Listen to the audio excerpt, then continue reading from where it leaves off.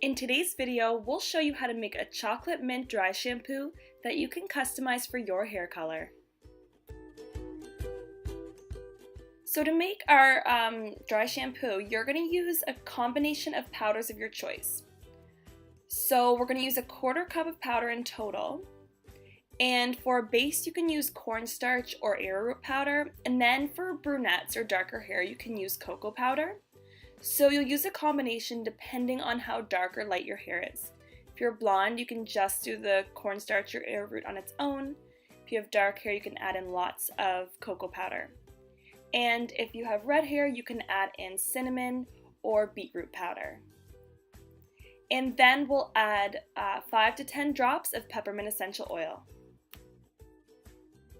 So we've made a 50-50 mix of arrowroot powder and cocoa powder here. So 2 tablespoons of each. And again, you can customize this to your hair color. And then we'll add our 5 to 10 drops of peppermint oil. And we chose peppermint because it smells amazing with the cocoa powder. It gives you this chocolate mint powder. But of course you can use any kind of essential oil of your choice, and you can also choose oils that are best for your hair type.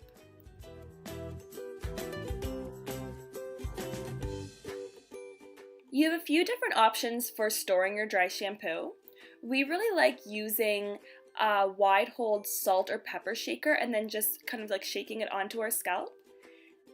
Another great option is to store your dry shampoo in a jar and apply to the roots of your hair using a makeup brush, and this will just give you a little bit more control of where you're placing it. And that's how you make your customizable chocolate mint dry shampoo.